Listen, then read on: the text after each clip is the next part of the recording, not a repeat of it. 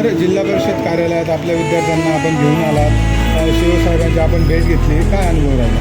नमस्कार. डॉक्टर जगताप जिल्हा परिषद प्राथमिक शाळा दोनला आपल्या जिल्हा परिषदेने आणि आपल्या जिल्हा परिषदेचे मुख्य कार्यकारी अधिकारी माननीय ओंकार पवार साहेब, त्याचबरोबर आपल्या जिल्हा परिषदेचे प्राथमिक आणि साहित्याचा संवेदना यांच्या प्रयत्नातून ज्ञानयात्री हा उपक्रम आपल्या नाशिक जिल्हा परिषदेने सुरू केलेला आहे. त्या अंतर्गत इयत्ता 6वी 7वीच्या विद्यार्थ्यांना क्षेत्रभेटी अंतर्गत नाशिक जिल्ह्यातील प्रेक्षणीय स्थळं असतील, त्याच्यामध्ये प्रामुख्याने आर्टिलरी सेंटर आहे.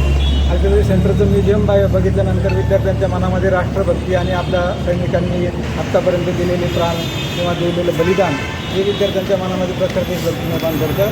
त्याचबरोबर त्यानंतर दुसरा स्पॉट जो असतो तो यशवंतराव चव्हाण तारांगण आहे. त्यामध्ये आमच्यासारख्या ग्रामीण भागातल्या विद्यार्थ्यांना सूर्यमाला किंवा ब्रह्मांड, दीर्घिका या ज्या गोष्टी आपण प्रत्यक्ष अनुभवत असल्याचा, म्हणजे प्रत्यक्ष ब्रह्मांडात गेल्याचा किंवा प्रत्यक्ष आपण सर्व ग्रहांना बघण्याचा अनुभव विद्यार्थ्यांना येतो.